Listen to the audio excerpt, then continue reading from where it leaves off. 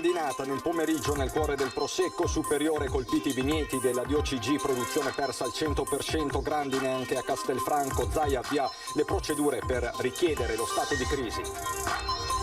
Fiamme alla Stiga di Castelfranco, una colonna di fumo nera si è alzata stamane, visibile da mezza Marca, e non solo ha preoccupato i residenti, allarme è rientrato nel corso della giornata.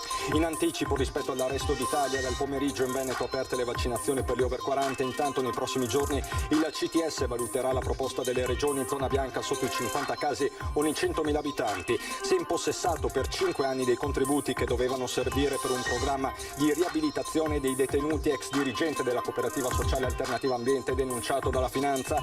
Dramma, un Eddie Fonte, 75 anni in bicicletta, colto da malore, cade e batte la testa, nulla da fare per l'anziano nonostante i soccorsi.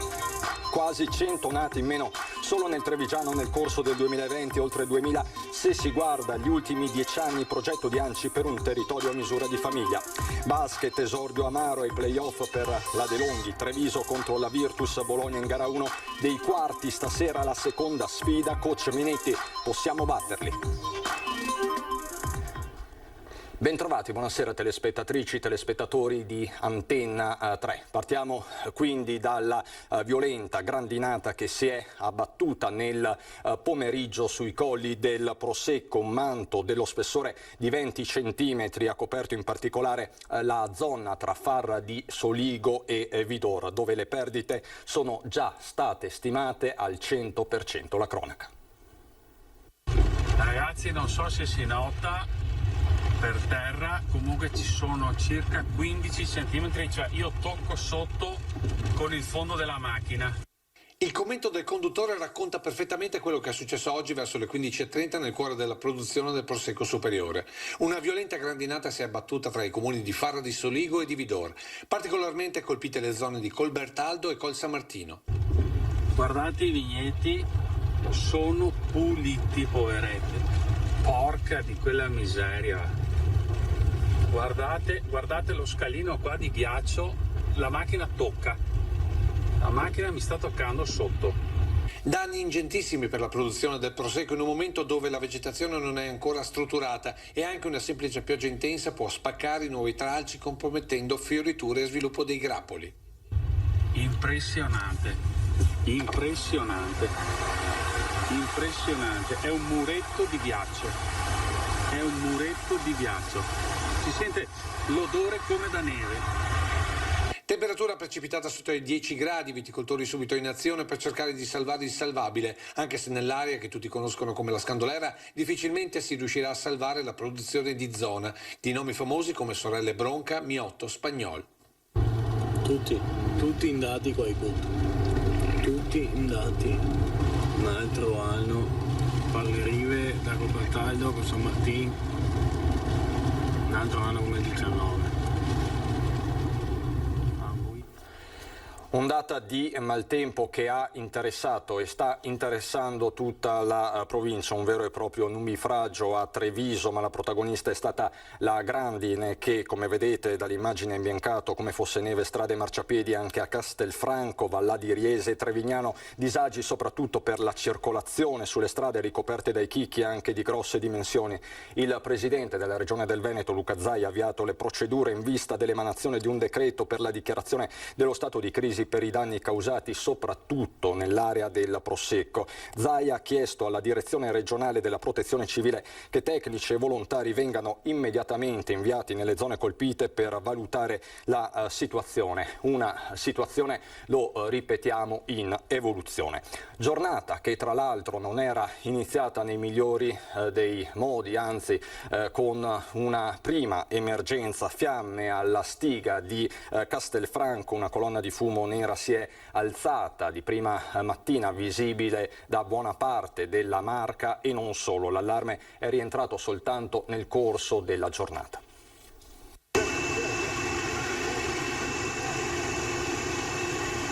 Una colonna di fumo impressionante si è elevata di prima mattina dall'area stoccaggio della stiga di Castelfranco in Via del Lavoro, azienda specializzata in articoli per il giardinaggio. Un serpentone nero visibile a decine di chilometri di distanza anche da Preganziol, Montebelluna, Campo San Piero. Sono le 7:30 quando le fiamme si sviluppano da alcuni cassonetti contenenti rifiuti industriali di varia tipologia. Sono attimi concitati, vengono allertati i vigili del fuoco e SUEM che arrivano in pochissimi minuti. Scattano anche i protocolli aziendali, i lavoratori vengono fatti defluire verso l'esterno e mandati a casa. Grazie al prontissimo intervento del nostro team di primo soccorso e all'ottimo intervento dei vigili del fuoco di Castelfranco Veneto siamo riusciti a tenere sotto controllo e a smaltire questo incendio circa verso le 8:30 di questa mattina. Mi sono precipitato qui stamattina e ho visto che tutte le procedure messe in atto sono state procedure che hanno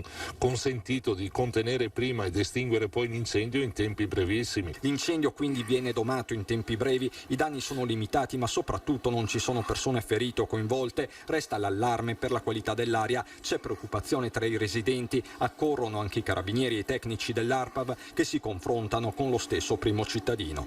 Alcune preoccupazioni anche per la scuola erano già state espresse, ma abbiamo avuto le rassicurazioni del caso per poter dire di continuare le normali attività senza preoccupazione. Nel pomeriggio arrivano i primi risultati di ARPAV che non segnalano la presenza di alcuna sostanza pericolosa, nessun rischio quindi per la popolazione e l'ambiente. Sulla natura e l'origine dell'incendio i rilievi dei vigili del fuoco sono ancora in corso, ma sembra escludersi la pista dolosa. L'innesco sarebbe stato accidentale, forse batterie esauste, entrate in contatto con materiale plastico. In attesa della relazione tecnica dei pompieri, la stessa azienda conferma che le attività riprenderanno regolarmente da lunedì 17. Di certo, vista la dinamica iniziale, poteva andare molto peggio. È andata bene, ma anche grazie alle procedure che ci sono in gruppi, in fabbriche come queste, hanno funzionato. Ho visto stamattina il direttore di stabilimento sul pezzo immediatamente che dava le indicazioni necessarie per mettere in sicurezza i dipendenti ed erano tutti nelle aree di evacuazione, quindi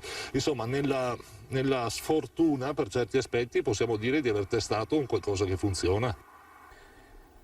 Veniamo agli aggiornamenti sul fronte del Covid. Nel pomeriggio sono state aperte in Veneto le prenotazioni per il vaccino per gli over 40. L'annuncio del presidente Zaia che oggi a Marghera ha presentato anche una nuova app. Dalle ore 16 di oggi è finita l'esclusiva per i 50-59 e andremo ad aprire le agende per i 40-49 anni, già con le prime vaccinazioni, già dalla giornata di oggi, per i più fortunati, domani, dopodomani e così via fino al 16 di giugno. Il Veneto anticipa i tempi rispetto al resto del paese, dove da indicazione del commissario dell'emergenza Figliuolo lunedì si apriranno le prenotazioni per il vaccino anti-Covid agli over 40. Ma qui da noi già dal pomeriggio 742.000 veneti tra i 40 e i 49 anni hanno iniziato ad occupare l'agenda vaccinale. Oltre il 98% degli over 80, oltre l'82% degli over 70 e più del 65% dei cittadini tra i 60 e i 69 anni ha ricevuto almeno una dose. Con le vaccinazioni inizia la vera fase di convivenza con il virus. A chi mi chiede come sarà il futuro rispondo che avremo a che fare solo con i richiami, spiega Zaia, che aggiunge: finito con i quarantenni si prospetta un libera tutti. Non si andrà più per target di età e a quel punto ognuno che ha un angolo dove può fare vaccinazioni è messo nelle condizioni di non dover più chiedere la carta d'identità per capire se è fuori fascia d'età. E arriva una novità per agevolare le prenotazioni attraverso l'app Sanità Chilometri Zero Ricette. È una nostra app che già avevamo, al quale abbiamo fatto una modificazione genetica digitale, c'è dentro la vaccinazione. Si clicca prenotazioni Covid, davanti si sceglie l'ULS e via. E continua a migliorare la situazione dei contagi. In Veneto RConT a 0,88, 12% di occupazione nelle terapie intensive, in area non critica, incidenza di 67,5 casi ogni 100.000 abitanti. E a proposito di parametri, il Comitato Tecnico Scientifico entro questa settimana potrebbe deciderne la revisione accogliendo le proposte delle regioni. Come regioni proponiamo sotto i 50 zona bianca, dai 50 ai 149 zona gialla, dai 150 ai 250 arancione Sopra le 2,50 rosso, se sei sopra il 30% di intensive e il 40% di non intensive va in rosso. Intanto il ministro della Salute Speranza ha firmato un'ordinanza che cancella l'obbligo di quarantena per chi entra in Italia dai paesi dell'Unione Europea e dell'area Schengen. Con un'altra ordinanza si rafforzano i voli Covid tested, estendendone la sperimentazione tra gli altri anche allo scalo di Venezia. È un fatto anche di ulteriore disponibilità della regione più turistica d'Italia nei confronti dei nostri turisti, dei transiti che avremo presso l'aeroporto. E si fa sempre più concreta l'ipotesi di tenere aperte le scuole nel corso dell'estate. La conferma è arrivata oggi a Treviso dal dirigente scolastico regionale. Si va da giugno a settembre, tra recuperi, attività comunque extrascolastiche che coinvolgono musica. Può coinvolgere tutte le scuole, tutti i gradi? Tutti, dall'infanzia alle superiori. Sarà un'estate di scuole aperte quella del 2021. Questo è l'orientamento dell'ufficio scolastico regionale su indicazione del Ministero, che sta già programmando la ripartizione dei fondi straordinari. Ci sono fondi diversi, dai PON, per cui devono fare il progetto, a fondi che arriveranno in base al numero della popolazione scolastica, quindi insomma, un po' più difficile certo poter aderire PON, perché anche sappiamo la tempistica, la rendicontazione è un po' più complessa, però è per tutti appunto possibile partecipare. Dipenderà anche dall'interesse e dalla partecipazione dei ragazzi, però si sta facendo, si sta lavorando per questo. Insomma, quest'anno, dopo le chiusure imposte dal Covid, la scuola continua, pensando già al nuovo anno scolastico. Questa è la speranza. Sembra che siamo sulla buona strada, noi ci crediamo e ci contiamo soprattutto. Ed è strettamente connesso il tema della sicurezza sui trasporti. Mobilità di Marca ha appena concluso la prima campagna di screening per ricerca specifica di Covid-19 a bordo dei mezzi della flotta. Già 54 i tamponi eseguiti sulle superfici di contatto più esposte, maniglie, pulsantiere, sedili, coinvolti mezzi del trasporto pubblico ma anche dei servizi scuolabus realizzati per i comuni della Marca. L'ultima fase di indagine avviata il 5 maggio scorso ha infatti interessato gli scuolabus in servizio nelle principali scuole elementari di Treviso. Tutti i 9 campionamenti hanno dato esito negativo. La campagna di screening ha dato tutti esiti negativi anche nei 27 tamponi su superfici di contatto in linee urbane e 18 in linee extraurbane. Torniamo alla cronaca. Si è impossessato per 5 anni dei contributi destinati a progetti di reinserimento lavorativo per ex detenuti. Dirigente di una cooperativa sociale denunciato dalla Finanza. È stato il colloquio con un detenuto a far crollare il sistema architettato e portato avanti per ben 5 anni da un dirigente della cooperativa sociale Alternativa Ambiente di Carbonera, realtà tra le più attive in regione nell'inserimento lavorativo di persone svantaggiate, soprattutto detenuti. Le fiamme gialle trevigiane si sono mosse sulla base di una segnalazione della stessa cooperativa. L'indagine parte da una denuncia che è stata fatta dalla cooperativa per una situazione che si era venuta a creare di ammanco di soldi della cooperativa che dovevano essere destinati a delle attività riabilitative, in realtà sono stati sottratti da un collega utilizzando delle false ricevute su delle persone che di fatto avevano già concluso il percorso. Detenuti ed ex detenuti che erano destinatari delle cosiddette borse lavoro stanziate nell'ambito di programmi di riabilitazione sociale e occupazionale, le cui firme quindi sarebbero state falsificate. Stiamo parlando di 32.000 euro nell'arco di 5 anni. Una sottrazione lenta e graduale ma intercettata da un dipendente della cooperativa che aveva raccolto lo sfogo di un detenuto, sorpreso di non aver mai ricevuto nessun tipo di sostegno. L'ormai ex dirigente, un veneziano di 49 anni, spalle al muro, si è dimesso e ha restituito parte del maltolto. La persona non si è giustificata, ha ammesso di aver sottratto le somme, però non ha dato alcuna spiegazione, nonostante tutte le richieste di chiarimento che sono state avanzate. Nonostante la restituzione restano le conseguenze penali del suo operato. La procura ha già concluso le indagini che lo vedono accusato di appropriazione indebita aggravata. La cronaca ci riporta nella Castellani. I carabinieri del nucleo operativo e radiomobile di Castelfranco Veneto hanno deferito in stato di libertà per il reato di rissa 5 cittadini romeni, 2 residenti a Castelfranco, 2 a Riese Pio X e 1 a Vicenza, tra loro anche 2 donne. I fatti risalgono allo scorso 25 aprile, quando nel giardino dell'abitazione della coppia di Castelfranco è scoppiata una violenta rissa per futili motivi. 3 persone, 2 uomini e una donna, avevano riportato varie contusioni che avevano richiesto le cure dei sanitari dell'ospedale. La prognosi era stata di 25, 15 e 7 giorni. Sul posto era intervenuta anche una pattuglia dei carabinieri che aveva identificato le persone coinvolte, nei confronti dei quali è successivamente scattata la denuncia all'autorità giudiziaria. Tragedia a Onè di Fonte, è morto un ciclista di 75 anni. Non c'è stato niente da fare per il 75enne ciclista morto per causa di un malore a Onè di Fonte in mattinata. L'anziano si è sentito male pedalando ed è caduto a terra. La vittima era residente a Tombolo. Sulla scena sono intervenuti la polizia locale di Asolo Fonte, l'ambulanza e il 118. Quasi 100 nati in meno nel solo 2020, questo nel Trevigiano, oltre 2000 se si guarda agli ultimi 10 anni. Da qui il nuovo progetto di ANCI Veneto per un territorio a misura di famiglia. Un'Italia senza figli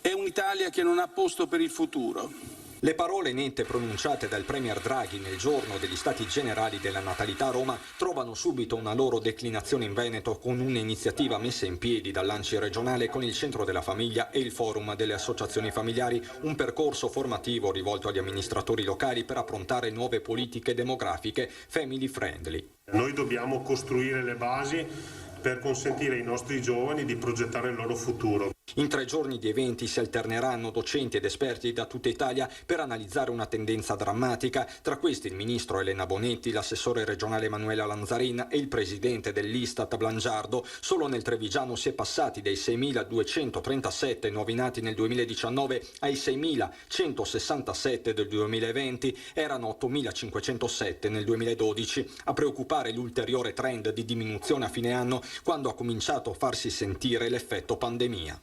I dati di novembre e dicembre, quindi sono i mesi nei quali ha cominciato a impattare culturalmente e socialmente il Covid, rappresentano un meno 8% per novembre, un meno 10% di nati per dicembre. Ovvio che le prospettive per il 2021 siano ancora peggiori, da qui la necessità di invertire la rotta con politiche ad hoc, cominciando proprio dai comuni. A Treviso si studia un progetto per la residenzialità delle giovani coppie. Uno degli obiettivi che ci siamo posti come amministrazione è quello di agevolare l'accesso all'abitazione per le giovani coppie che oggi vivono problematiche diverse rispetto a quelle di 30 anni fa. Politica a misura di famiglia, proprio come quelle invocate agli Stati Generali di Roma da Papa Francesco. In primo luogo occorrono politiche familiari di ampio respiro, lungimiranti, non basate sulla ricerca del consenso immediato. E a margine della conferenza stampa di questa mattina, il sindaco Conte ha spiegato la sua idea di famiglia. Sentiamolo. Nel mio ideale la famiglia è sempre composta da una mamma e da un papà, ma trovo assolutamente rispettoso accettare qualsiasi condizione in questo momento dove le sensibilità stanno evidentemente cambiando. Traccia la sua idea di famiglia il sindaco di Treviso Mario Conte, ma lo fa nel pieno rispetto delle diverse sensibilità e dei diversi modelli. L'obiettivo nostro è quello di creare le condizioni perché le famiglie siano sempre più numerose, quindi papà, mamma e un sacco di figli. Non sempre ci si può riuscire, non sempre c'è la volontà anche da parte delle persone, però voglio dire, dobbiamo avere grande rispetto nei confronti della famiglia, che può essere composta anche da un solo componente. Parole che arrivano alla vigilia del festival LGBT Cupido, dove la prossima settimana è previsto anche un appuntamento con Alessandro Zan, primo firmatario del DDL contro l'omotransfobia, che in queste settimane sta spaccando la politica. Festival che nella sua interezza non ha ottenuto il patrocinio del comune, e Conte torna a spiegare il perché. L'appuntamento, quello sul DDL Zan, era tra quelli secondo me meritevoli del patrocinio, Poi la scelta di non dare il patrocinio invece è stata per il no, perché nel calendario completo di appuntamenti ce ne sono un paio nei quali come amministrazione non me la sento di condividere in toto quelli che sono i contenuti, ma nel confronto sul DDL ZAN il patrocinio poteva starci benissimo. Questo non significa essere a favore o contro il DDL ZAN, significa essere a favore del confronto civile. Abbiamo aperto questo telegiornale con gli aggiornamenti sul fronte del maltempo, ma vediamo che tempo ci attende per le prossime ore con il nostro generale Iannicelli. Variabilità e instabilità saranno le caratteristiche che ci accompagneranno con il tempo anche nei prossimi giorni. L'assenza dell'anticiclone delle Azzorre è evidente, infatti mancando l'artefice del bel tempo hanno la meglio una serie di depressioni, di cicloni, come vedete interessano tutta l'Europa centro-settentrionale, e associate a questi cicloni sono una serie di sistemi perturbati, famiglie di sistemi perturbati che scorrendo verso sud e verso sud-est interessano un po' le regioni settentrionali, ma in modo particolare il nord-est. Questo sarà particolarmente bersagliato nei prossimi giorni dal passaggio veloce anche di sistemi perturbati. Quindi più in dettaglio prevediamo un po' su tutto il Trevigiano per sabato e per domenica una nuvolosità variabile, a tratti anche intensa.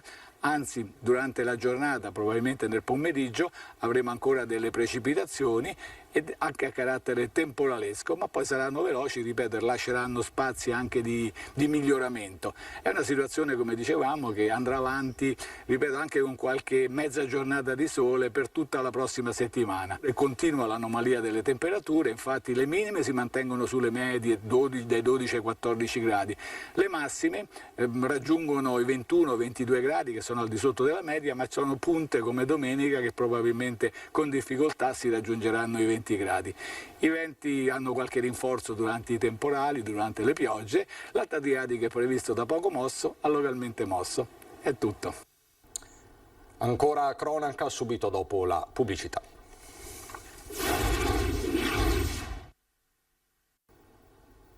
Di nuovo in studio per lo sport, il basket, esordio amaro ai playoff per la De Longhi, Treviso contro la Virtus Bologna in gara 1. Questa sera alle 20:45 nuova gara 2. Abbiamo l'idea che possiamo fare qualcosa di meglio, che dobbiamo naturalmente fare qualcosa di speciale per batterli, ma non di specialissimo, ecco.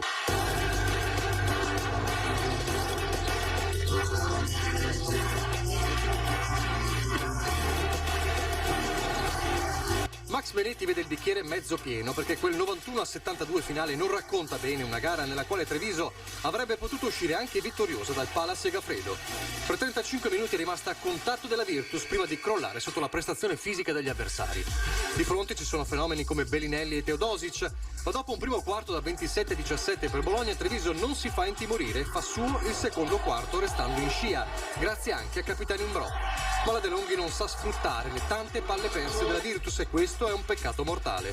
Treviso regge bene la botta del ritorno prepotente della Virtus nel secondo tempo, si fa sempre sotto, ma non basta contro un Paiola formato MVP. Quindi ho avuto l'impressione che avremmo potuto veramente entrare negli ultimi 5 minuti un po' più attaccati o quantomeno attaccati, e credo che la forbice poi alla fine sarebbe stata molto diversa nel punteggio, perché per come è andata la partita per 36 minuti davamo sempre l'impressione di essere lì vicini per riuscire a prenderli e metterli in difficoltà. Riuscire a strappare almeno una gara in trasferta sarebbe stato ottimale, lo sa bene Capitano Imbrò. Sicuramente a livello di energia dobbiamo essere più attivi, più pimpanti, dobbiamo correre di più, impattare soprattutto a livello fisico e poi vedere cosa ci dà la partita. La prova si avrà subito, è già tempo di gara 2 per capire come il viaggio playoff di Treviso può continuare.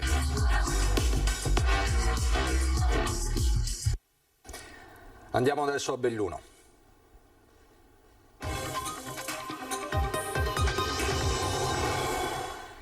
In primo piano per la cronaca dal bellunese una vicenda ancora molto calda, seconda batosta per gli operatori sociosanitari delle case di riposo di Belluno e Sedico che hanno rifiutato il vaccino dopo l'ordinanza del giudice del lavoro. Anche il tribunale rigetta il loro ricorso.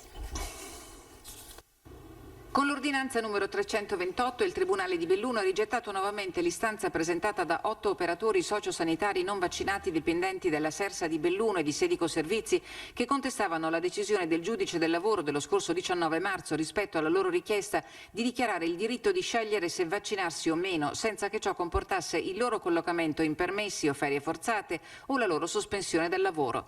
Per gli 8 operatori, erano 10 in prima istanza, assistiti dall'avvocato Andrea Colle del Foro di Belluno, una seconda sconfitta. Il Tribunale si limita invece a rilevare l'inammissibilità del reclamo, ritenendo la questione superata dalle previsioni del già citato decreto legge 44, che prevede per l'appunto l'obbligatorietà della vaccinazione anti-Covid per il personale di interesse sanitario.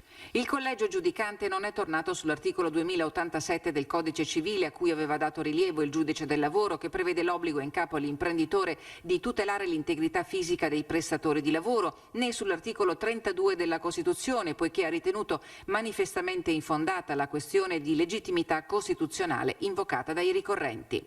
Il Tribunale dichiara prevalente sulla libertà di chi non intenda sottoporsi alla vaccinazione contro il Covid-19 il diritto alla salute dei soggetti fragili che entrano in contatto con gli esercenti le professioni sanitarie e gli operatori di interesse sanitario in quanto bisognosi di cure e più in generale il diritto alla salute della collettività nell'ambito della perdurante emergenza sanitaria. Ad oggi sono 62 i lavoratori non immunizzati della sanità bellunese, di questi 52 dipendenti di ULSS Dolomiti. Tutti hanno depositato tramite l'avvocato Andrea Colle istanza di ricorso per le medesime ragioni proposte dagli operatori sociosanitari che il Tribunale ha anche condannato al pagamento delle spese legali. La causa dei 62 lavoratori non vaccinati sarà discussa il prossimo 25 maggio. L'ULSS Dolomiti si è costituita in giudizio tramite l'avvocato Maria Luisa Miazzi di Padova. Nel frattempo, al Senato è attesa la conversione in legge del decreto del 1° aprile scorso che introduce l'obbligo vaccinale per i lavoratori del comparto sanitario.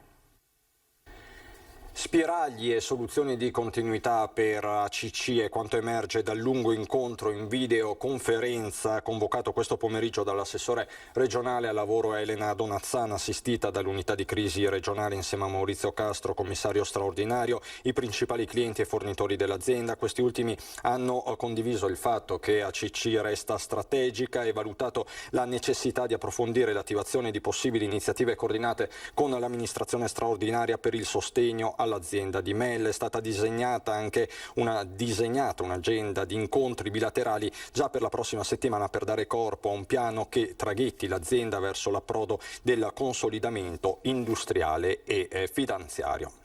Andiamo nell'Alto Bellunese, 2 comunità divise da un ponte da abbattere e ricostruire. Nel frattempo un Bailey permetterà di non interrompere il collegamento.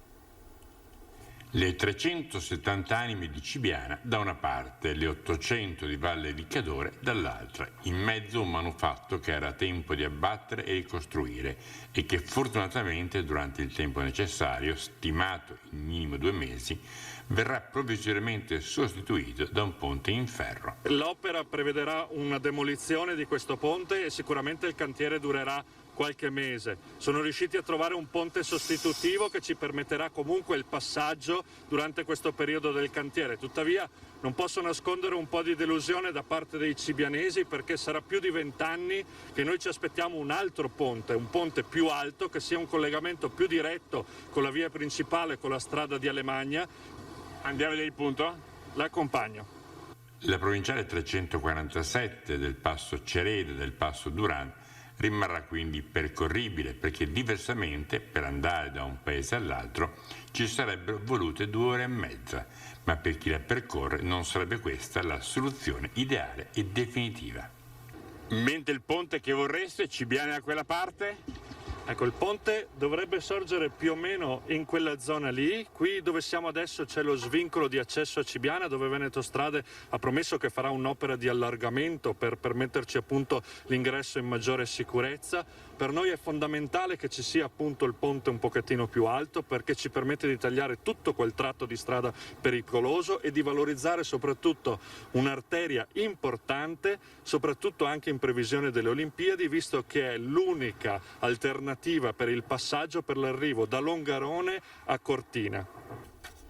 In ultima battuta vi ricordo la nostra notizia di apertura, il maltempo che si è abbattuto sulla Marca, in particolare sui colli del Prosecco. Il presidente della regione del Veneto, Luca Zaia, ha avviato, ve lo ricordo, le procedure in vista dell'emanazione di un decreto per la dichiarazione dello stato di crisi. Grandinate violente anche a Vallà di Riese, Trevignano e nella zona di Castelfranco. Una situazione che sembra essere rientrata ma ancora in evoluzione. È tutto per questa edizione trevigiana e bellunese dei nostri telegiornali. Adesso ci sono le previsioni del tempo. Grazie per l'attenzione e buona serata.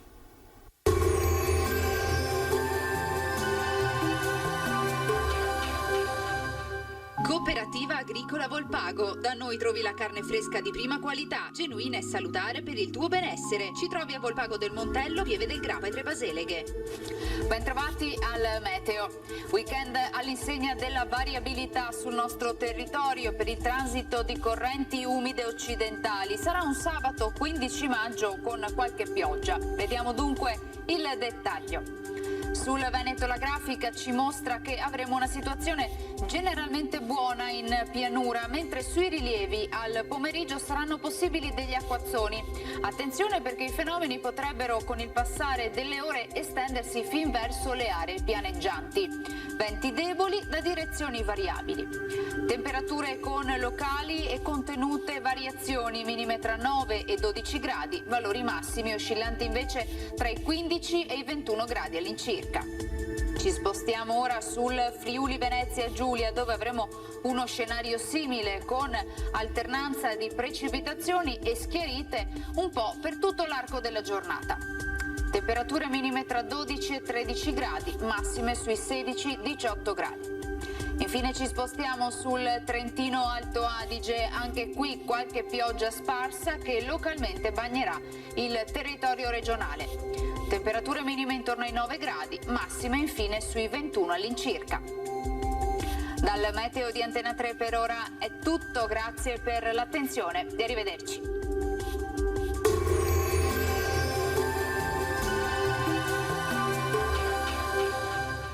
Cooperativa Agricola Volpago. Da noi trovi la carne fresca di prima qualità, genuina e salutare per il tuo benessere. Ci trovi a Volpago del Montello, Pieve del Grappa e Tre Baseleghe.